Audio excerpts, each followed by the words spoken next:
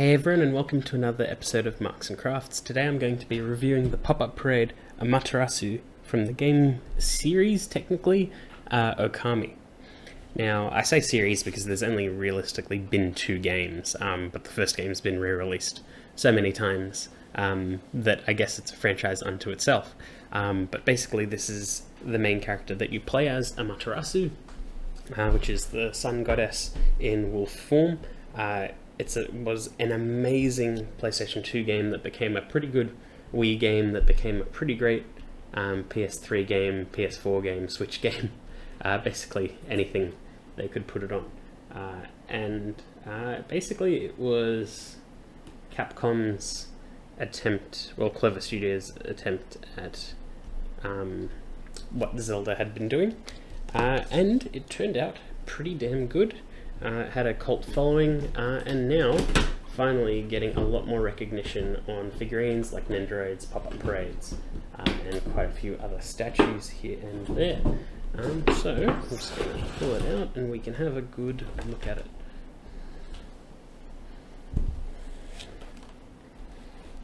Now, straight out of the box, it is looking good. I can't see any immediate errors or anything like that. The detailing is very nice. I wasn't too impressed by it when I saw pre-orders open for it. I thought it seemed just a little bit flat, but now I see how dark these black lines are and everything like that, and it feels like it is staying true to the game quite a bit. Obviously can't stay all the way true to it because that art style pretty much can't be accomplished as a figurine.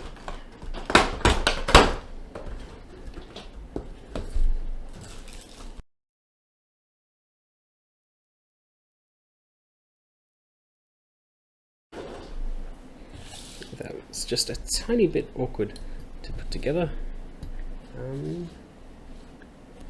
Yeah, I don't really know what the optimal viewing angle is for this, actually. I think it might be something like that, or something like that, and looking overhead. I just want to make sure that it looks its best on camera, but like one of the things that's interesting, the base is entirely optional this time, so you can just have the figure as is, which is fantastic because if you've watched any of my pop-up parade reviews, you know that I am not a huge fan of the pop-up bases.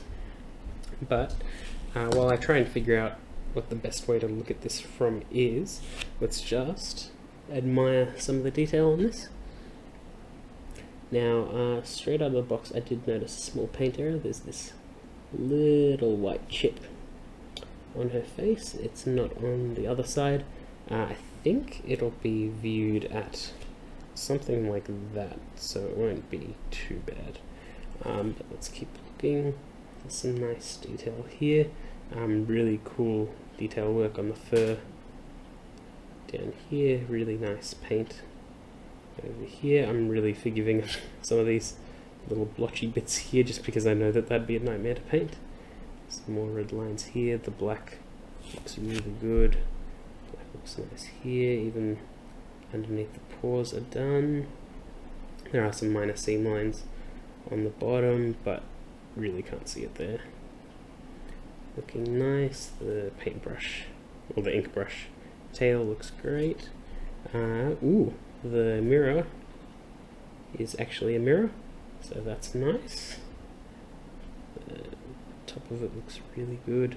I always love this sort of clear, dark and darkish orange plastic. Like, I've always been a fan of that aesthetic. I don't know how to do it yet as painting, but I do want to get there eventually. There's a tiny little butthole. That's cute. More nice details here. Really like the little details of the claws. Can't really see any real deal breakers or anything like that. And then let's take it up to, I believe his name was Ishin, I can't really remember correctly. Your little sidekick, your Navi, to Amaterasu's link. So yeah, I love that it's a little detailed in there. You can rotate this around depending on what angle you want them at. Not a huge fan of the angle it's actually sitting at, because it's angled outwards, like you can see, like that. It's a little bit odd. I don't know if that's meant to be like that, but regardless, it's nice to see it, and it's clear, so light passes through it quite well. And yeah, it's a really solid figure that's got a decent amount of weight to it. It's pretty much the standard I've been seeing from Up Parade lately, where they have stepped up their game quite a bit, including the base. You can see the figure stands around 14 centimeters tall without it, around 12 if you're counting your little guide. So that means if I were to put it next to something that's about the size of a Gundam, see how it stands, which is pretty standard, because like this isn't a humanoid pop-up parade, so I wouldn't really expect it to be any bigger than this, really. Does exactly what it needs to do, looks good, nice detail, great from a distance. Really nothing bad I can say about it, really, unless I wanted to be nitpicky. I am having trouble trying to figure out the best viewing angle from this. I don't know if I'll chuck up some promo images just so you can see what it's meant to look like. I might quickly have a look to see if I can figure this one out. Okay, I finally figured it out. She's meant to sit pretty much exactly like this, and like that. Okay, good, got it. That makes a lot of sense, which also makes the paint error on the eye just a tiny bit more annoying, but there we go. That actually looks incredible. I actually really like how Natural Light today is bouncing the green of the base back up onto her hind legs, and you can see some nice little shadowing. Really shows off some of the sort of like brush marks and things like that on her legs. Really good. Also makes the sort of mess of the flames from the mirror a little more subdued. Yeah, it actually looks really good.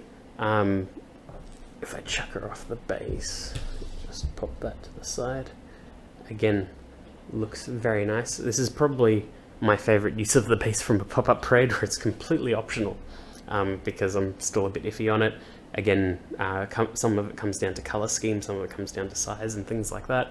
Not a big fan of the hexagon, but this one is just great. I love it. Doesn't even really look like a pop-up parade, it's just a small scale figure. And I love that. But yeah, now that I've got the actual viewing angle, I'm pretty chuffed about it. It's looking great. Yeah, I don't know why I didn't think of this angle before. It's so bizarre, because it's when I used to have the Nindroid of Okami, I had her in exactly this pose. I don't know what's wrong with me, eh? But yeah, no, this is looking good. I'm glad that I got it. I'm really happy with it. I don't really have anything else to say about it. It's like, looks good from most angles, but there really is only one way to display it, because when you put it like that, you can't really see the face that well. From that angle, it's okay. But yeah, I don't know why I didn't see this sooner. But yeah, no, it's a fantastic figure. I'm just really impressed by it. I don't really know what to say. Really solid work. They've, thankfully, because of the actual core colors of this, there's not a lot that can go wrong. It's just some of the small things that come in later, and it is a lot harder to paint on something bumpy like fur and stuff like that. But they did the best they could. Looks really good. Love that detail. Love this pose. Love this figure. Love the game. And yeah, I don't really have anything actually bad to say about it, especially since this whole thing is optional, and I love that. I also love it when figures can stand up on their own, especially like this. I wouldn't have minded if, like, as much as I don't like the bases, I wouldn't have minded if this had pegs that go up, so then you could actually stick Amaterasu on. My problem with a base like this is that it serves no function if the figure can't connect to it. If there's like, say there's an earthquake or something like that and it shifts, or you're moving figures around, or you pick it up to move it somewhere and it starts sliding, then that's a bit of an issue. Thankfully I am usually quite careful with my things, but I can see that being an issue because you might forget about it, that it does that or something like that, and that could be an issue, but I doubt it's a deal breaker. Generally, fantastic figure, fantastic detail, great thing. Love that the base is optional, but that also comes with its own issues. But yeah, that's pretty much all I have to say about it. If you haven't played the games, they're pretty well. If you haven't played the core Okami game, it's pretty much always on sale on practically everything. Very highly recommend playing it. And if you just love the cool Japanese watercolor and paint aesthetic, pick it up. It's just a beautiful figure for any general display. And yeah, that's pretty much all I have to say. I hope you enjoyed that video, and I'll see you all next time.